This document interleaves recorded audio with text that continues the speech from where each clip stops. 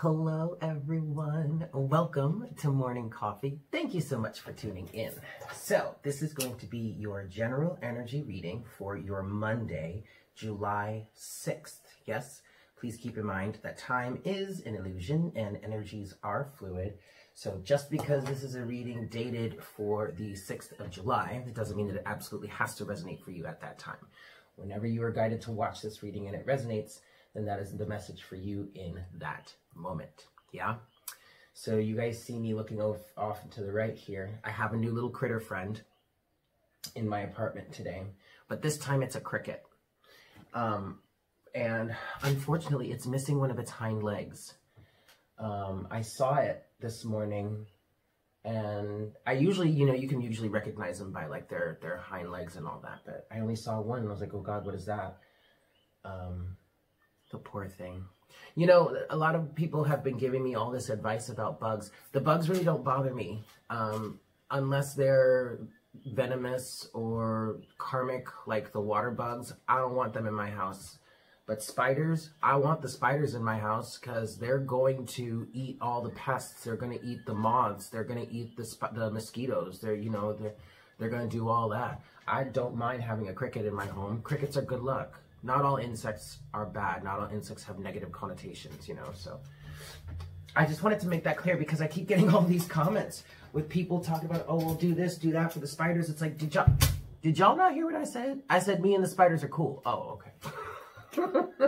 Anyway, I love you guys. But anyway, so I hope you all had a really good weekend.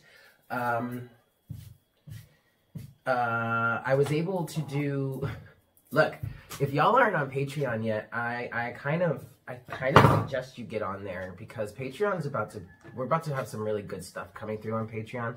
I did another after hours session yesterday or last night that was intended to be a twin flame reading, and it was great. There are a lot of good things that are changing. So I just wanted to throw that out there. Yeah, I don't really have much of a story time today, so let's just get into a little cricket. Oh God, it's so cute. Look at it, it's so cute. Hopping around. Although, why do they come towards me though? Okay, so the cricket must have a message for us today. And actually, you know what? I should have looked that up before I started. Hold on a second. Whoops. Sorry guys, I was thinking I could like pause the video and then go look it up on my phone, but I can't do that right now. I'm using a bunch of my stuff to prop up my phone right now, so. Alright, but anyway, look up cricket symbolism. Who knows, maybe it'll have something to do with today's reading. But with that said, let's just get started, yeah? Here we go.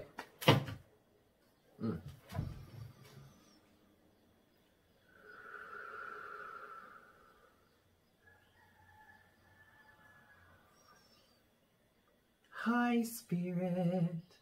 Please make me a clear channel for the collective at this time. Please bring forward the best messages to serve the highest good of all involved for our Monday, July 6th, 2020.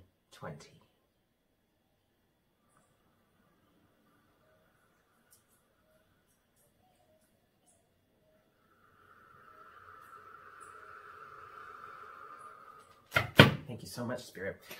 Is cricket symbolism similar to grasshopper? You guys, I'm gonna look it up later, but like for those of you that are here now watching and you want to look it up and like put it down in the description box, go right ahead. Go right ahead. 5 shuffles. 1.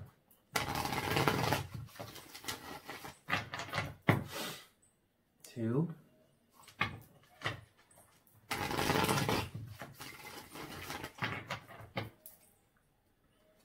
3.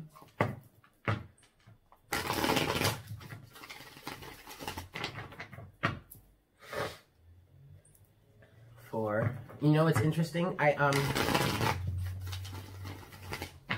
The reason I'm leaving the cricket in my house and not putting it back outside is because I keep hearing that it needs refuge. And I had taken a cup, like a little plastic cup, and put it over it and was going to take like a piece of paper and slide it under. But Spirit kept saying to me, no, let it stay. Let it stay in your house. It needs refuge. Honor it and allow it to stay. Okay, little cricket. Okay. Jiminy Cricket.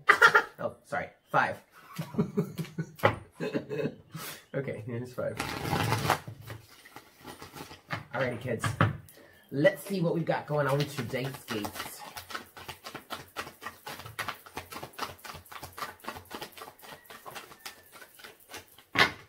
Alright. So we've got the 8 of Wands. It's the first card out. Underneath the deck, we do have the High Priestess here. And what I'm hearing is follow your intuition. Trust the insights that you're receiving. The 8 of Wands represents communication. There could be some sort of communication that's wanted or desired. Someone feels trapped. Someone feels like they can't do it. Someone is caught in a bit of a little bit of a mental prison, we'll call it. Because we have the 8 of Swords here. So we also have the 2 of Wands, the Empress, the Ace of Cups, the 9 of Wands, and the 8 of Swords. So this might be someone wanting to communicate or approach someone that is in this Empress energy.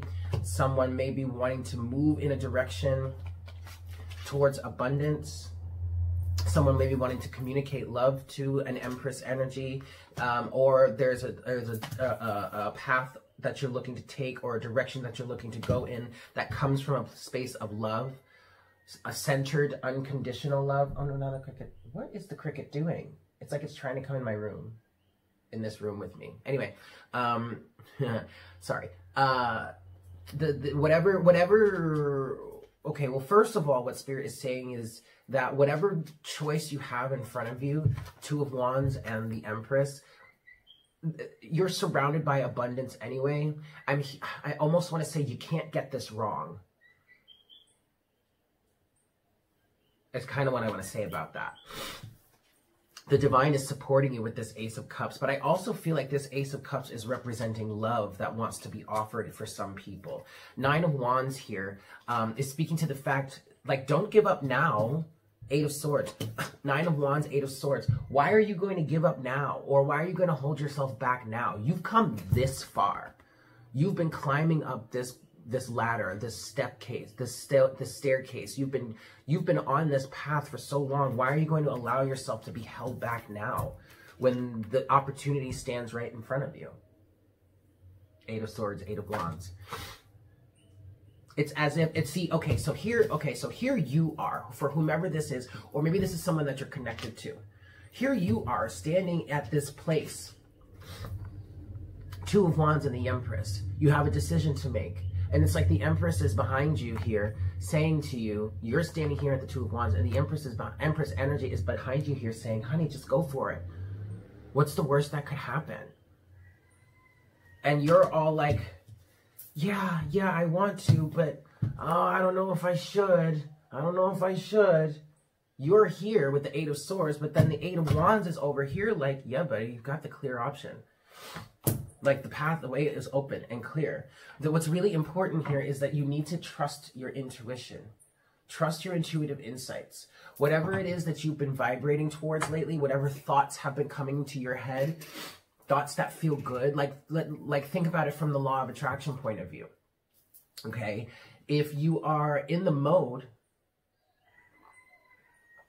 and freely flowing with things and just freely flowing with the energy, making sure you stay in a beneficial place and a place of happiness, which allows more happiness to flow through you, right? But then if you're still in this space and then all of a sudden these random thoughts start coming to your head about things you want to do or leaps of faith you want to make or opportunities you want to take or things you want to try, things you want to start, projects you want to start, all that kind of stuff, right? It's not like you're forcing it. It's coming to you because you're in the free-flowing receptive space. And then think about, on top of all that, think about how good that, does it feel like? How good does that feel to you?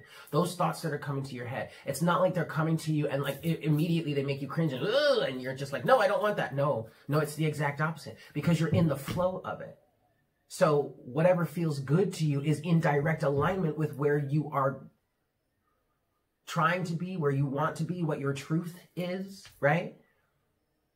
But instead of not giving up and moving forward, or taking a leap of faith, or communicating, someone feels like they're stuck.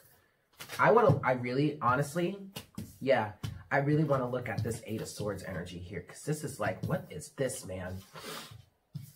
So we're going to get into some clarification now. Okay.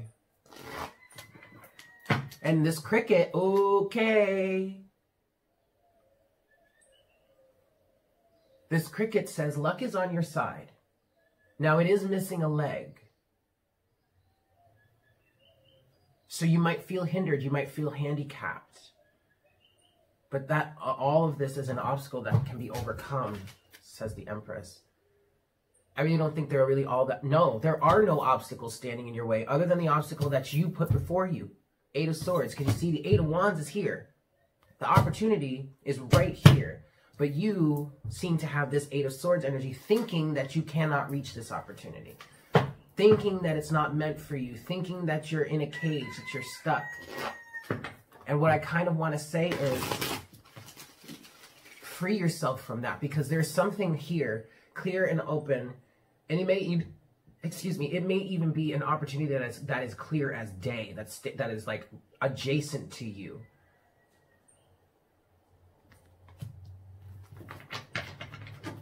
I'm gonna give this 2 more shuffles, and then we're gonna look at. I want to look at this Eight of Swords now. Oops.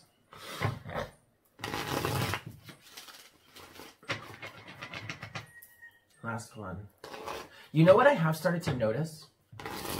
The roosters. Oh, let's try that again. The roosters really do tend to like crow at pivotal moments while I'm doing readings here.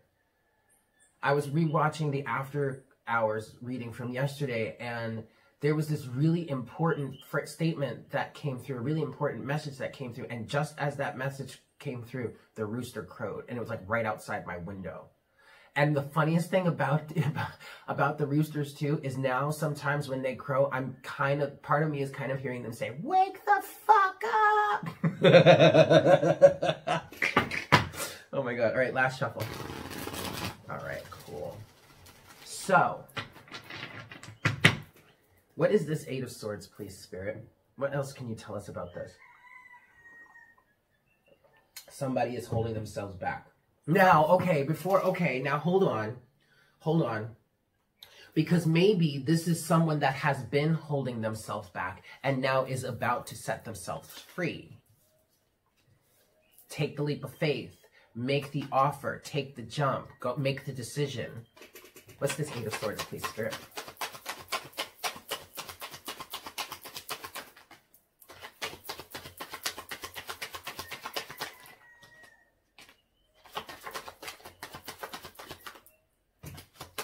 That's enough. Okay. Ooh. Overall energy is the King of Swords. Okay, so good. Now I'm kind of glad that I retracted a little bit, because already with this King of Swords coming out, this feels, maybe this is connected to the reading that I did last week, in which we saw that new counterparts were aligning, because that King of Swords energy was very prominent. Yeah, underneath the King of Swords is the Nine of Pentacles. That King of Swords energy was very prominent. And in that reading, the King of Swords was talking about discernment, and I was saying how I really like this energy. Someone is being very logical. Someone is being very wise about the situation. And now that I'm feeling through this, I kind of feel like, okay, either this King of Swords energy is working in your favor, or it's working against you. And if it's working against you, that means you're being way too logical, and you really need to just set yourself free here with this Eight of Wands. But we have a number of cards here. Let's look at all of them first before I make too many.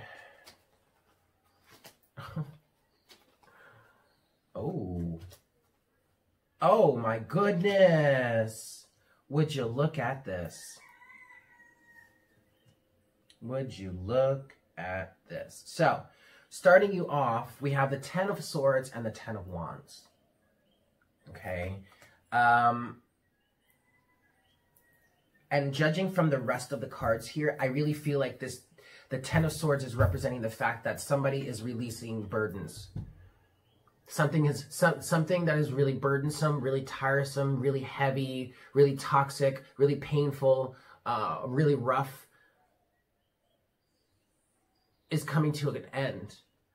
Is really coming to an end, because look, we also have the World here with the King of Wands, the Magician, the Sun, the oh my God, Justice, and the Four of Wands. And then on the other side, we have the Queen of Pentacles, the Moon, and the Hierophant. And that actually, as this is all laid out here, okay. All right, cool.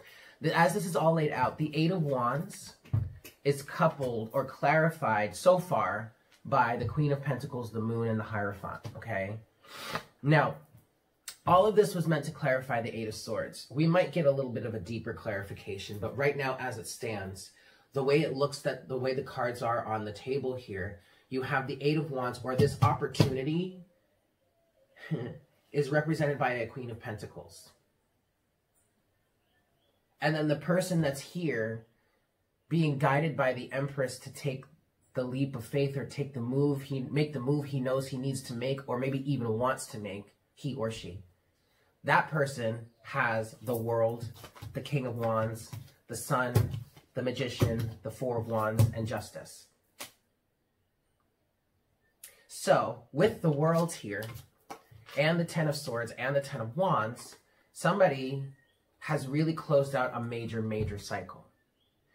But that closing out of a major cycle may have brought them into a really strong sense of independence. Nine of Pentacles, which is underneath the deck, underneath the King of Swords, which is the overall energy at this point. So it could be that because of whatever closed out here in this individual's life, and quite frankly, actually, if we're dealing with a partnership, or if we're dealing with a romantic situation or something, it could be both of you in this energy. Okay. One is embodying the masculine, one is embodying the feminine. Okay. And I guess we could say that both of you are being guided to make some sort of move. Yeah, we could say that. So both of you could be here, the World, the Ten of Swords, and the Ten of Wands, which is also putting both of you in this Nine of Pentacles, King of Swords energy. You're not trying to, and I want you guys to keep in mind, I want you to see that, like, take note of this. This is the King of Swords, not the Queen of Swords. Okay, so this is not an individual that's just cold-hearted and is looking to chop people's heads off given the opportunity, if given the opportunity, right? No, this is a very discerning energy. This is someone that's intently watching, looking at the situation very closely, trying to figure out exactly what it is before they make any decisions. But the thing about the King of Swords is he can represent procrastination, because he can be so wrapped up in the details that, you know, at some point it's like, dude, there are no more ways that we can look at this. We've looked at this from every angle we could possibly imagine, or we've looked at this from every angle that is available. At some point we need to make a decision, right? That's not what I'm feeling here. I'm just saying, keep that in mind, that the King of Swords can represent that. But I'm hearing the King of Swords is watching intently. And it's interesting because at one point I was thinking that, at one point I had said something like, this opportunity is like it's a glaring opportunity. Like it's blindingly obvious in some situations. And when I said that, I saw the sun in my head. Well, the sun has come out here.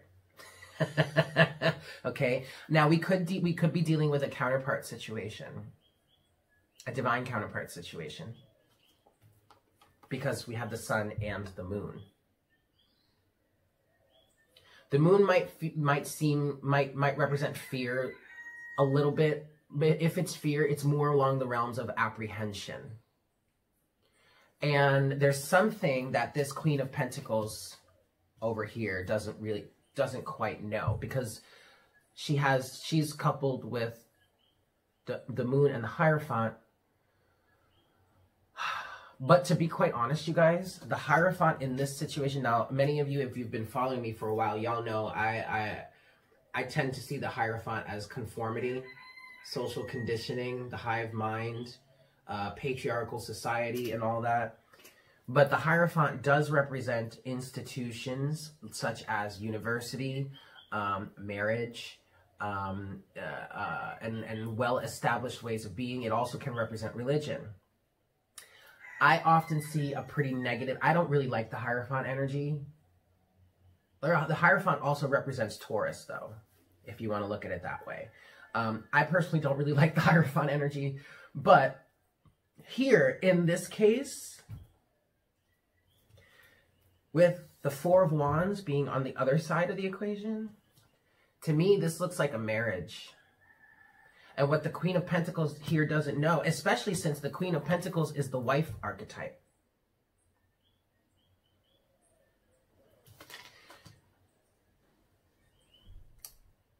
And then on the other side, we have the King of Wands, which is speaking to someone that knows and sees exactly what he wants. Or she. This is a gender-neutral channel, okay? So this Queen of Pentacles can be a man. This King of Wands can be a woman. It doesn't matter. It depends on wherever you find yourself, wherever your energy lies in the situation. Just place it. Especially, oh, I'm sorry. With the Four of Wands and Justice on this side. And then the Hierophant on the other. This definitely could represent a marriage. It also could represent a business partnership or something. I don't know.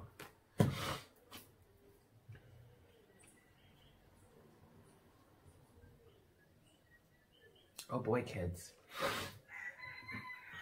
Oh boy, oh boy.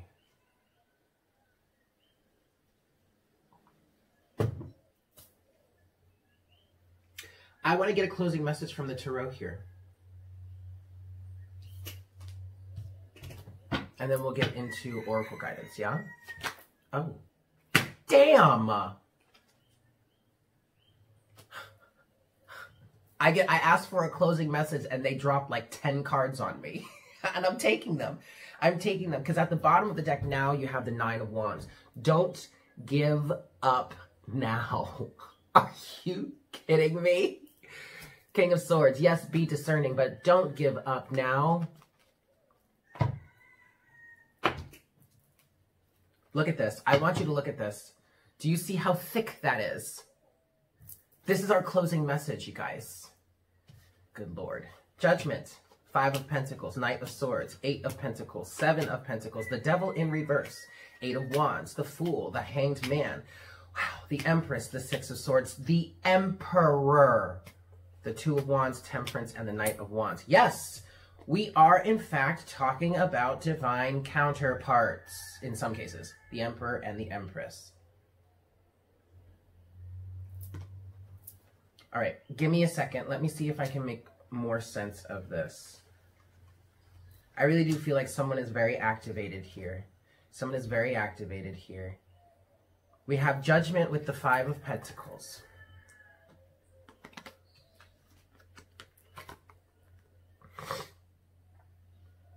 Which is speaking to you rising above any sort of feelings of inadequacy. We also have the Knight of Swords. And I'm seeing the Knight of Swords as that energy that can help you break free from this Five of Pentacles shit, right? You have the Eight of Pentacles here, along with all of these. What Spirit is asking you to recognize with Judgment, the Knight of Swords, the Five of Pentacles, and the Eight of Pentacles. I want to do it. Give me a second. Thank you. With Judgment, the Knight of Swords, and the Five of Pentacles, and the Eight of Pentacles, Spirit is asking you to recognize all the work that you have been doing all along. That has even led you to this place to begin with. That has led you to this space that you find yourself in to begin with. Do not allow symptoms or situations from the past to haunt you or to stop you now. You have been doing the work to rise above that. Okay? You're lying to yourself if you believe that you're still trapped by the devil. Seven of Swords and the devil in reverse. Seven of Swords is upright. You are lying to yourself, Seven of Swords, by thinking you are still trapped by the devil in reverse. You're straight up lying to yourself, boo. The devil doesn't have power over you anymore. You took control of that power, didn't you? The Magician. So why are you standing here telling me or thinking that, you know, you're still... I'm hearing conformity. Conformity is still upon you. You don't conform. You've broken free from that. Yeah, sure. Some of you may be looking to get into some sort of traditional form of a relationship or something. Okay, but that doesn't mean you conform. You're not a conformist. You don't let the devil stop you. You don't let the devil tell you what to do. Why? Because you reached that change in perspective, the Hanged Man. And you moved on from it. Six of Swords. You left rough waters between okay. You've gone from rough waters to calmer waters. And actually, when this first came out, the Six of Swords was in between the Emperor and the Empress. So this is what, regardless of what you want to label this, you want to label it divine counterparts, you want to label it twin flames, you want to label it some sort of business partnership, I don't know, whatever. It's a general reading, all right? But regardless of whatever you want to label it, you two, these two individuals, the Emperor and the Empress, are in direct alignment with each other because they both have this Six of Swords energy between them. They are both leaving toxic elements from the past behind because they recognize, they see, they understand, they know what the patterns are. The patterns are being put to rest. Where is she? Where is she? She's down here somewhere, the world. Take your leap of faith because the air is open and clear. You have the Eight of Wands again with the Fool. All right? Two of Wands, Temperance, Knight of Wands. I really feel like this is also, Spirit is just confirming that you don't have to waste any more time being so damn discerning. Like maybe some of you really are procrastinating to a certain extent. And again, I don't feel like this is bad. You haven't screwed anything up. Spirit isn't trying to yell at you right now. But in some cases, just like, look, you don't need to procrastinate any longer because you are tempered. Yes, you feel this Knight of Wands energy. And that could very well be why you're sitting in this King of Swords like, whoa, hold on. Like, pump the brakes. Slow your roll, man. I ain't trying to rush into anything. But Spirit is saying to you, you're tempered. Temperance. Knight of Wands, Temperance. Balance, harmony with the Two of Wands. You've felt the desire, Knight of Wands. And you know you need to make the decision, but you've been taking the time to make the decision. And I think now it's that time to take that leap. Take that leap of faith. Okay? Or at least it's coming up. I really don't want to rush anybody into anything. I really don't. Because also we still have this King of Wands energy here, which the King of Wands is that person that's going to sit tight and watch and wait for the right time to strike. So maybe instead of just sitting here saying that I need to just observe, I just need to observe because look, yeah. Maybe instead of saying, okay, instead of being in this King of Swords energy, maybe it's time to start settling into the King of Wands energy because I think, okay, I've seen enough. Because underneath all that is the Three of Cups. Oh, geez. With the the Three of Cups, the Page of Cups, the 10 of Cups, the 9 of Cups. Okay, this was all underneath, this was all underneath the King of Swords. 9 of Pentacles to the 3 of Cups, to the Page of Cups, to the 10 of Cups, to the 9 of Cups. And some of you might say, oh, the 3 of Cups isn't that good. But no, actually, the 3 of Cups in this situation is representing a celebration. Something that's very well matched. I feel like it's a group of people coming together. The 3 of Cups can also represent soulmates or soul family. But I feel like with this 3 of Cups here, this is like, I keep hearing a match made in heaven. It's like, whatever this is, y'all are so perfect for each other that like you come together and just the whole group thrives. Which is part of the message of the Ten of Cups. Because the Ten of Cups represents family and the people around you. Okay, so what I'm seeing here, guys, I'm seeing with the King of Swords and the Nine of Pentacles, someone is discerning and standing in their independence, but there is a good connection here. Three of Cups, a beneficial connection. Page of Cups, someone wants to make an offer that seems like Ten of Cups to the Nine of Cups is going to be received very well. So instead of being in this King of Swords energy of discerning and trying to make a decision, I think now it's time to be in the King of Wands energy and say, oh, let me find the right time to strike now. Let me just find the time to make my move.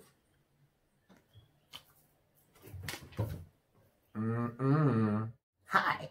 Okay, I had to start a new file because I was already 30 minutes into that last one, and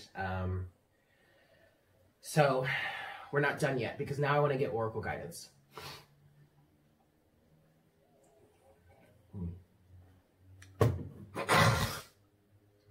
Excuse me, that was gross. Okay, so oracle guidance is going to come from beyond Lemuria, whatever.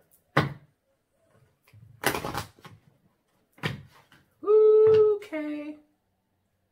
I kept hearing social conformity throughout the reading, and Spirit was trying to send a message, but it was incomplete. What I'm hearing is social conformity is obsolete in this one. So what that's saying to me is that this group or this setting or this situation is going to thrive when the stipulations surrounding social conformity are released. When you allow yourselves to just be free and be who you naturally are as individuals, and then come together as those individuals that harmonize and thrive together,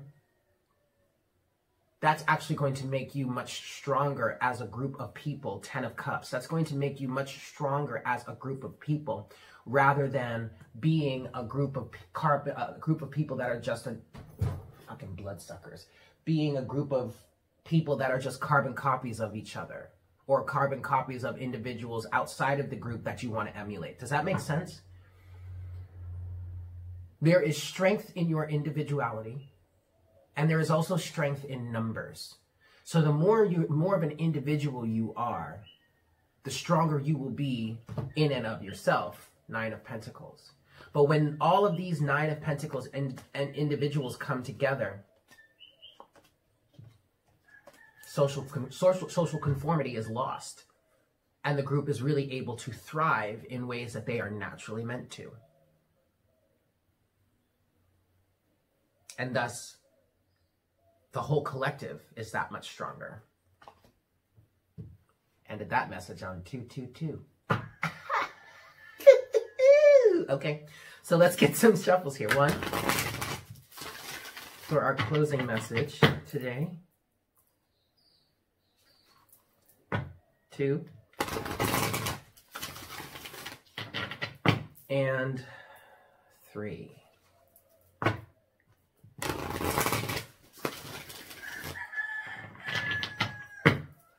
Closing message, please, Spirit.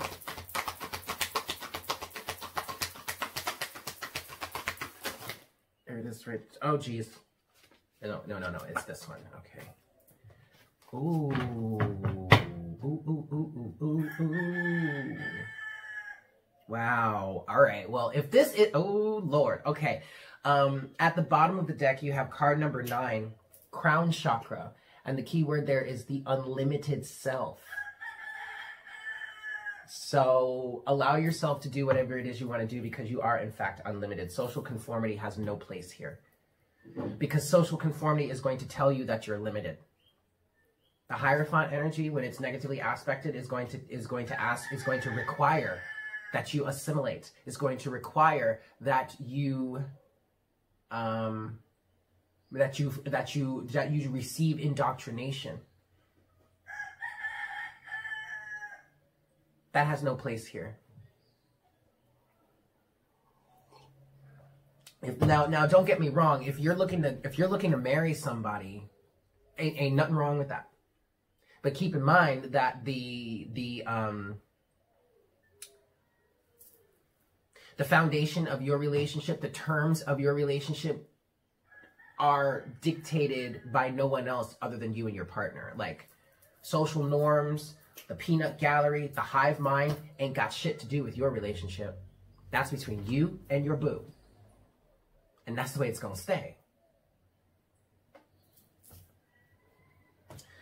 But the card that has come out here for us is card number 37, Mount Shasta.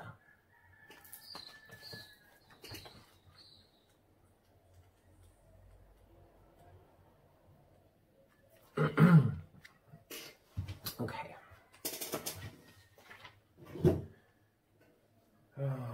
Okay.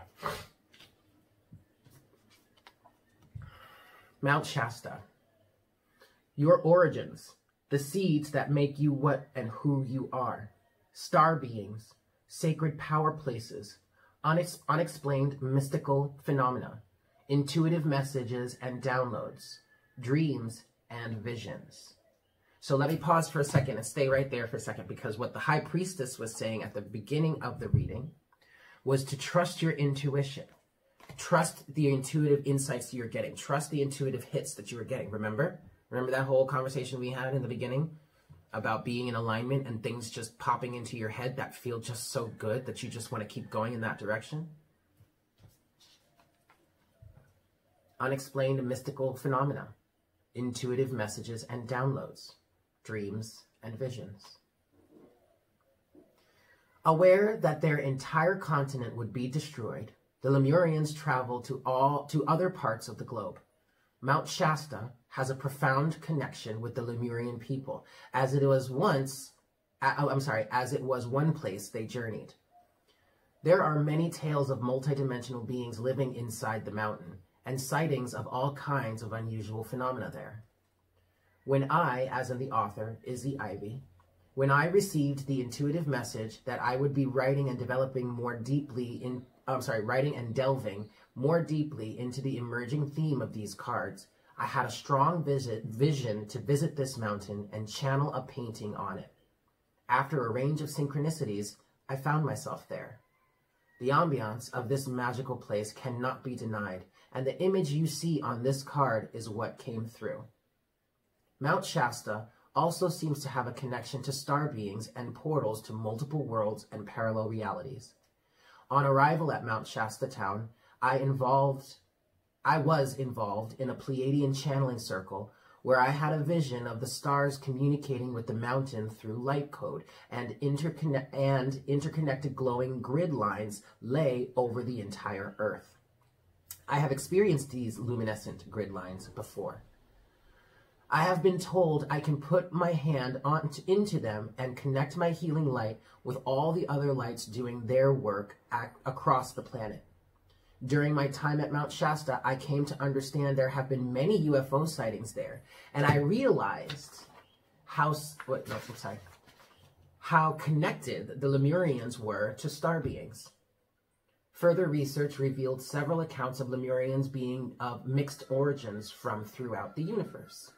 This place holds many stories, and I had my insights, but it felt right to keep the imagery for this card simple. I felt as if what was depicted spoke beyond the mind. I was quite perplexed at what the meaning of this card would be.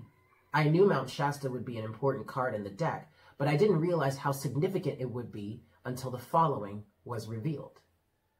I planned to include symbols on the 10 chakra cards that would activate the chakras, but I wasn't sure how. The creation of these cards has been a profound unfolding, and when I sought guidance, I received the message that the chakra activation codes were in this Mount Shasta painting. There was a symbol for each of the chakras, and you can find them on the bottom left side of the chakra cards. This image is the seed crystal that this whole deck is based around. So I don't think... Okay, anyway, well, we don't have any of the chakra cards right here, so I can't show you any of that, but that's okay. So the divinatory meaning of this card says, this card is about origins. It is time to honor and look more deeply into your ancestry, both your bloodline and your etheric lineage. Do you have an affinity with any star beings? Connecting with them might allow you greater insight into your traits, your strengths, and challenges. Perhaps you have a Lemurian connection. This card may also be encouraging you to visit sacred places you feel attracted to. They may have an intuitive message for you.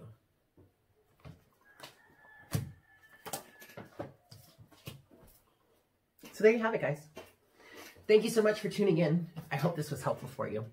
I hope you guys have a fantastic day, and I look forward to connecting with you again for our next cup of coffee tomorrow morning. Yeah? Take care. Mwah. Bye.